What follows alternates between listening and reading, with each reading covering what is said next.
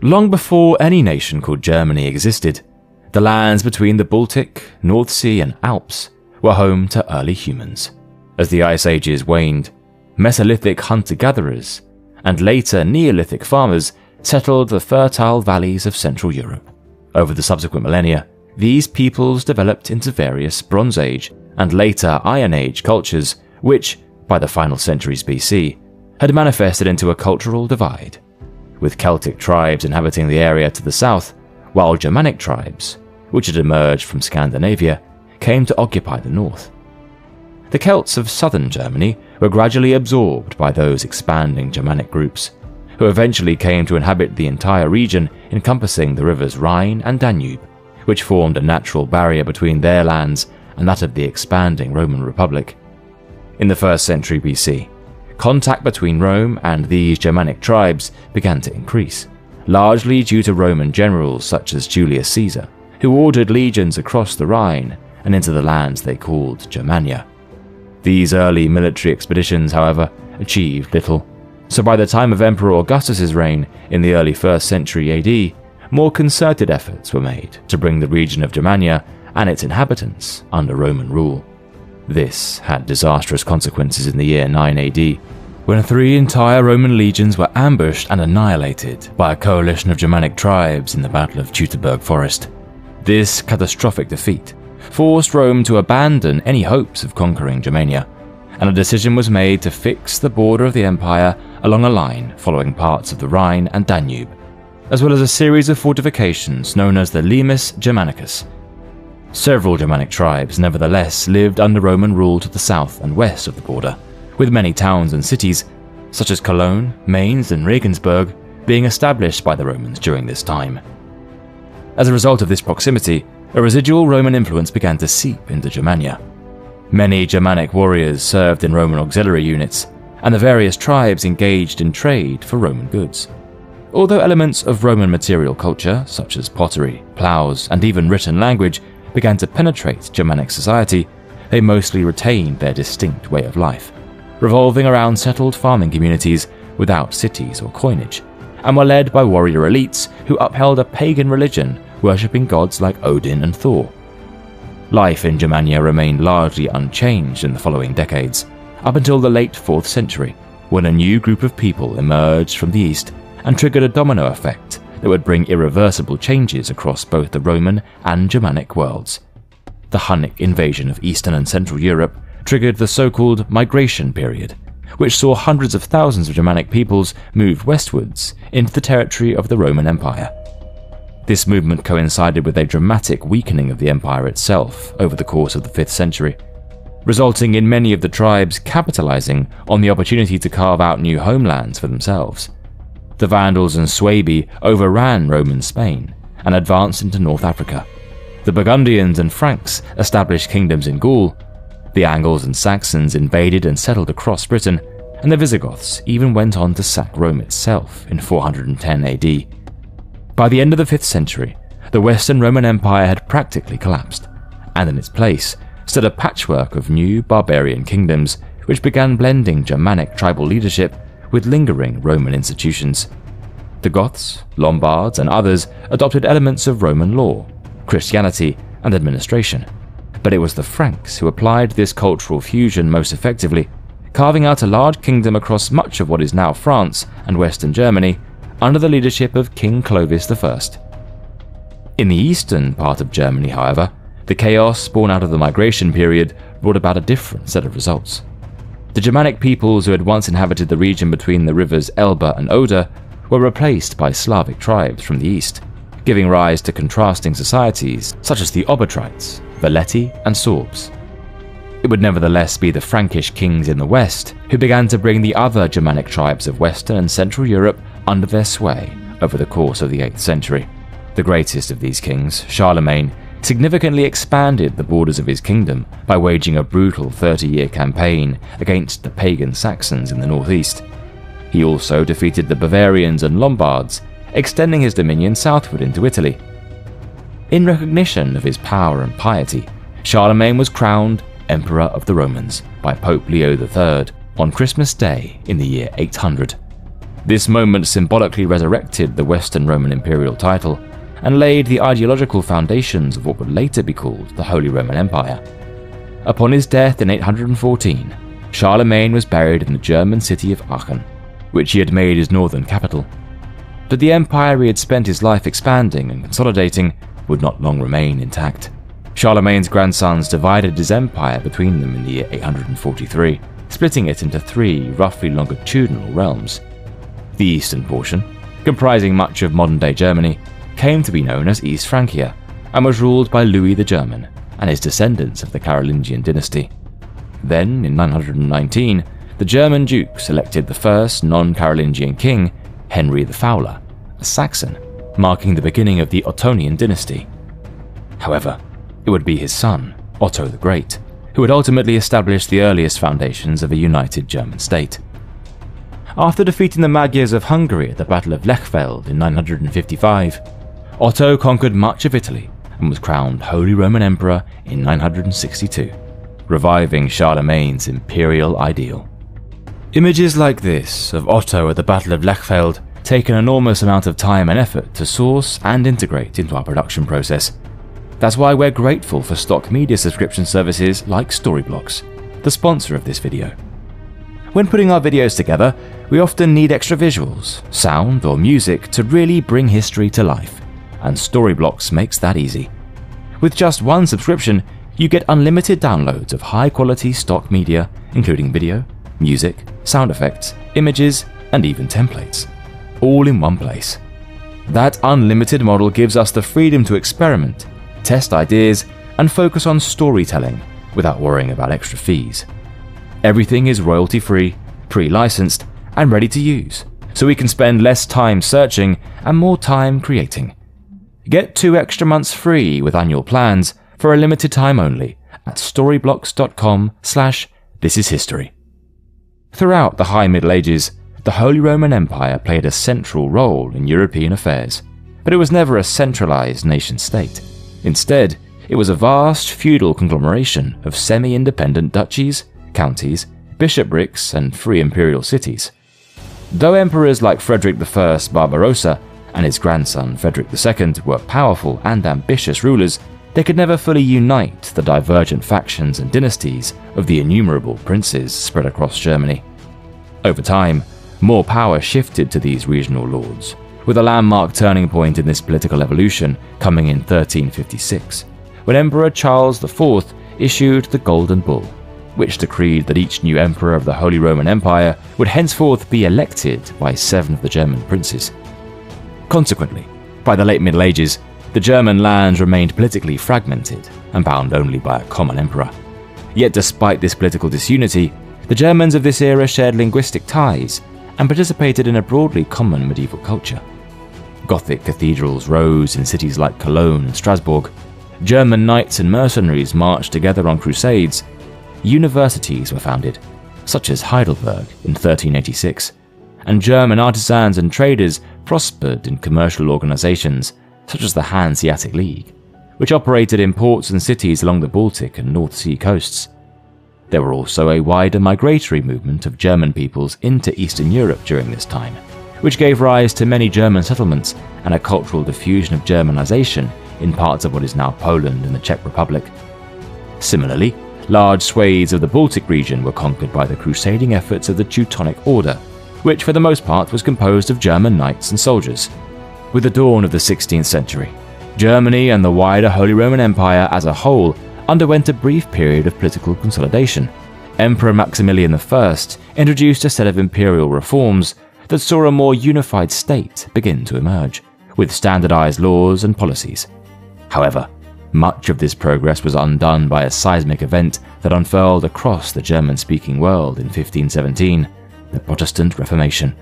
The German monk and theology professor Martin Luther circulated his 95 Theses in Wittenberg that year, denouncing the abuses of the Catholic Church. Luther's calls for reform were aided by the recent German invention of the printing press, created by Johannes Gutenberg in the city of Mainz in 1440, which allowed these protestations against the Church to be publicized and spread en masse. What began as a theological dispute soon cleaved the empire along religious and political lines. Northern and Eastern German princes found Luther's Protestant ideas appealing, some out of genuine conviction, while others sought a means of asserting independence from the Catholic Habsburg emperors. Meanwhile, most southern and western regions remained loyal to the Roman Catholic Church, but this rift quickly led to decades of strife and religious civil war breaking out across Germany. Emperor Charles V, a staunch Catholic, won a temporary victory over the Protestant princes in 1547, but could not crush the new movement entirely. The religious stalemate was finally formalized in the Peace of Augsburg in 1555, which allowed each prince in the empire to choose either Catholicism or Lutheran Protestantism as the official faith of his territory. Despite the peace, religious tensions continued to fester and exploded once again in 1618 with the outbreak of the 30 Years' War, one of the most devastating conflicts in German and European history. What began in Bohemia as a rebellion by Protestant nobles against the Catholic Habsburgs quickly escalated into a Europe-wide conflict, with some of the most destructive fighting taking place on German soil. Armies of all nations marauded across the countryside, and the toll on the German populace was catastrophic. By the war's end in 1648, an estimated 4.5 to 8 million people had perished, with some regions losing over half their population due to a combination of battle, famine, and disease. The conflict's conclusion was marked by the signing of the Peace of Westphalia, which reinforced the decentralized structure of the Holy Roman Empire. By the end of the 17th century, this had resulted in hundreds of principalities, dukedoms, electorates, and free cities being scattered across the German lands. However, two of these had begun to emerge as rivals for primacy: Austria and Prussia. The Habsburg dynasty of Austria, based in Vienna, had long been preeminent, providing successive Holy Roman emperors over the centuries and ruling over a sprawling, multi-ethnic realm that included the Archduchy of Austria itself, as well as Bohemia, Hungary, and other parts of Central and Eastern Europe. In the north, the rising electorate and later Kingdom of Brandenburg-Prussia, based in Berlin, had aggressively expanded its strength in recent years. Under the astute leadership of the Hohenzollern dynasty, especially Elector Frederick William in the 17th century and later King Frederick the Great in the 18th century, Prussia had transformed from a middling border state into a military powerhouse.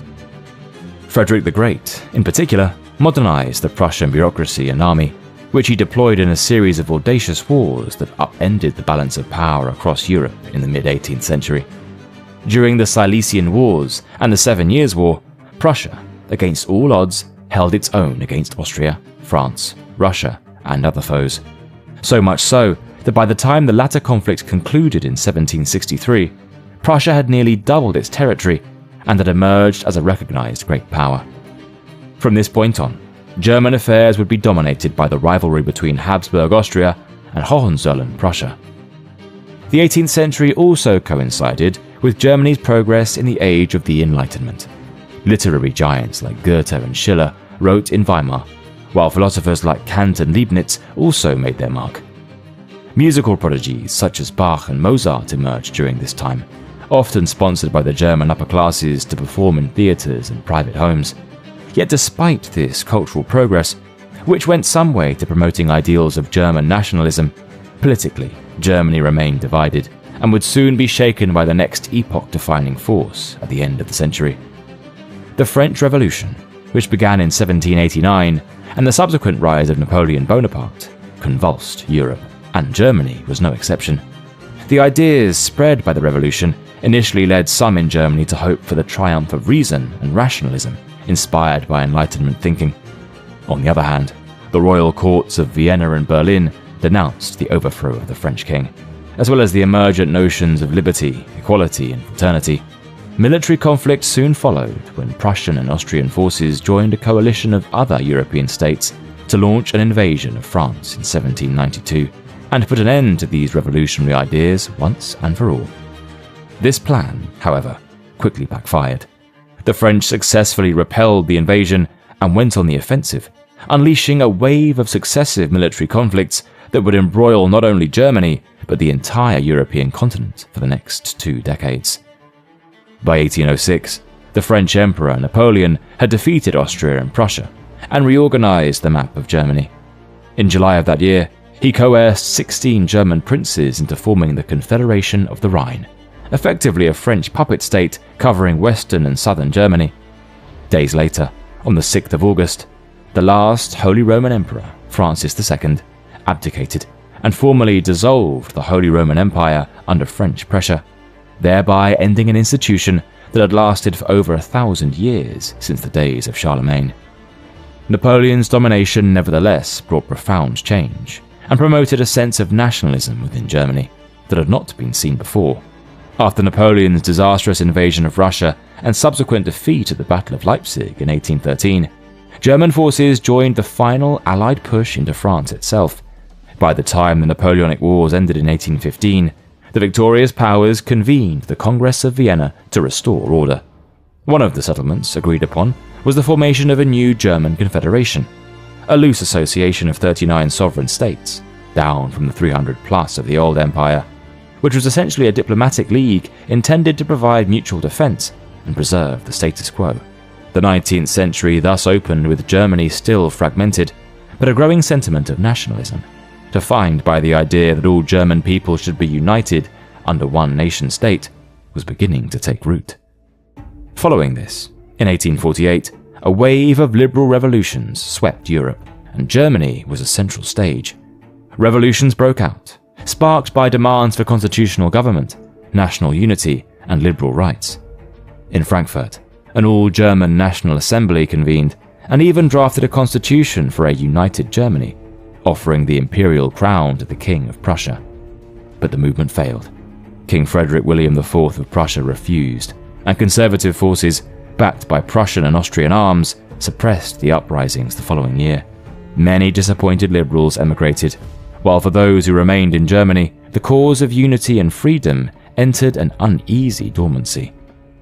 Nonetheless, the mid-19th century saw progress in many other areas. Industrialization had begun to transform the German economies, especially in the Rhineland and Saxony, as railways, coal, and steel industries burgeoned. By the 1850s and 1860s, Prussia had leveraged this economic growth and, in combination with its military strength, had positioned itself as leader of German unification by force, under the leadership of the renowned statesman Otto von Bismarck. Appointed as the Prussian minister-president in 1862, Bismarck set out to unify Germany under Prussian dominance, deliberately excluding Austria. In a masterful series of short wars, he first defeated Denmark in 1864, seizing the duchies of Schleswig and Holstein, before turning on Austria in 1866, defeating its forces at the Battle of Königgrätz. The result was decisive. Austria was sidelined from German affairs, and a new North German Confederation was formed in 1867, with the Prussian King Wilhelm I as its president. The southern German states of Bavaria, Württemberg, Baden, and Hesse-Darmstadt remained outside this confederation, but were tied to Prussia by defense pacts. Bismarck anticipated that only an external threat or war would persuade these southern kingdoms to rally behind and join Prussia in a political union. Such an opportunity presented itself in 1870 with the outbreak of the Franco-Prussian War. France had grown increasingly wary of Prussia's rising power, and so, in July of that year, Emperor Napoleon III declared war, expecting a quick victory. Instead, Prussia and its southern German allies mobilized with stunning efficiency, and, within weeks, had encircled the French armies and captured Napoleon III himself at the Battle of Sedan. After later capturing Paris, Bismarck and the German princes agreed to proclaim a unified German empire, and, on 18th of January 1871, inside the glittering Hall of Mirrors at the Palace of Versailles, King Wilhelm I of Prussia was proclaimed as Kaiser. The German Empire rapidly became a formidable presence in Europe, rich in coal and iron, and with a well-educated populace. The newly unified Germany industrialized at breakneck speed. By 1900, it was one of the world's leading industrial powers, rivaling Britain and the United States. German cities like Berlin, Hamburg, and Essen swelled with factories and workers, and railways crisscrossed the empire. Alongside its industrial might, Germany fostered intellectual and cultural brilliance during this era, producing scientists like Einstein and Planck, composers like Brahms and Wagner, and philosophers such as Nietzsche. Politically, The empire was ruled as a federal monarchy, with Bismarck serving as chancellor. He initiated pioneering social welfare legislation, old age pensions and health insurance, to undercut the appeal of the socialist movement, and he engaged in the Kulturkampf, culture struggle, to assert state control over the Catholic Church. In foreign policy, Bismarck's strategy was to preserve peace and stability now that Germany had achieved unification. He crafted a complex system of alliances with Austria-Hungary and Italy in 1882 to diplomatically isolate France and maintain the balance of power in Europe. Bismarck famously declared Germany as a satiated power in 1871, with no further territorial ambitions in Europe. However, this restraint would ultimately not last. In 1888, Kaiser Wilhelm I died, but his son, Frederick III, who succeeded him, reigned only briefly before succumbing to illness. The throne then passed to Wilhelm II, who was young, restless, and eager to assert his own personal rule. He dismissed the aging Bismarck in 1890 and took a more hands-on approach to governance, seeking to elevate Germany to a global imperial power on par with Britain. Under Wilhelm's direction, Germany built a large modern navy and established colonies in Africa and the Pacific. This new course was both aggressive and nationalistic, straining Germany's relations with other great powers, which by the early 20th century had resulted in rival power blocs forming across the continent. Germany's ties with Austria-Hungary solidified, while France, Russia and Britain formed an alliance system of their own. Europe, with Germany at its centre, was once again a powder keg of tensions, teetering on the precipice of total war, and it would take only a spark to ignite it all. The assassination of Austria's Archduke Franz Ferdinand in July 1914 set off a chain reaction among the alliance systems, resulting in the outbreak of the First World War. Germany and its allies, including Austria-Hungary, the Ottoman Empire and Bulgaria, faced off against the allied powers of France, Britain, Russia, and later Italy and the United States. The German army initially achieved great successes, nearly reaching Paris in 1914, before being halted on the Marne. In the east, they won crushing victories against Russia. However, the war soon bogged down into trench warfare, especially on the Western Front. Years of stalemate, mass slaughter, and a British naval blockade gradually sapped Germany's strength. By November 1918, Germany was exhausted. Over 2 million of its soldiers were dead, and, with defeat looming, the imperial government collapsed, with Kaiser Wilhelm II abdicating on the 9th of November and fleeing into exile. An armistice came into effect 2 days later, on the 11th of November, and the guns fell silent. With Germany in little position to negotiate, the Allied leaders met to dictate the peace terms. The resulting Treaty of Versailles was harsh on Germany, which was forced to accept blame for the war, surrendering neighbouring territories to France and Poland, as well as all its overseas colonies, and pay enormous war reparations to the victors. The treaty's punitive clauses caused shock and humiliation among Germans across the political spectrum, greatly damaging the newly democratic Germany's legitimacy. The resulting Weimar Republic was born in 1919, but faced tremendous difficulties from the outset. Racked by political violence from both the right and the left, as well as huge war debts and economic inflation, Germany was on the brink of societal collapse. Despite some stability in the mid-1920s, bringing political and cultural relief, beneath the surface, resentment over Versailles and economic vulnerabilities persisted. In 1929, the Great Depression struck another hammer blow to the nation's recovery, and, as coalition governments in the Reichstag floundered over how to respond, a sense grew that democratic politicians were incapable of decisive action. It was in this climate of crisis that the radical right wing of German politics made its breakthrough. The National Socialist German Workers' Party, led by Adolf Hitler, promised to rip up the Versailles Treaty, fight communism, restore German pride, and end the economic misery. The Nazis exploited modern propaganda techniques and mass rallies to great effect, leading to a surge in electoral support and the appointment of Hitler as Chancellor in 1933. Once in power, he moved with ruthless speed to establish a totalitarian dictatorship under Nazi ideology. Hitler's regime was characterized by extreme nationalism, militarism, and racial ideology. The Nazis propagated a hateful anti-Semitism that led to Jews who had lived in German lands for centuries becoming demonized and stripped of their citizenship. Many Jews fled the country while they still could, but those who remained would soon face far worse. Having consolidated power domestically, Hitler turned to an aggressive foreign policy aimed at overturning the post-First World War order. In flagrant violation of the Versailles Treaty, Germany rearmed itself, but the Western democracies of Britain and France were mired in appeasement and were unwilling to risk starting another war. Hitler formed alliances with Fascist Italy and Imperial Japan before launching a series of territorial annexations to unite German-speaking peoples in Austria and Czechoslovakia. Then, on the 1st of September 1939, Nazi Germany invaded Poland. 2 days later, Britain and France declared war on Germany, marking the start of the Second World War. Within 2 years, by mid-1941, German forces had overrun most of continental Europe, from France to the Western Soviet Union, and from Scandinavia to North Africa. Hitler's conquests brought millions of Jews, Poles, Slavs, and others under Nazi occupation, and the regime's racial policy escalated from persecution to systematic genocide.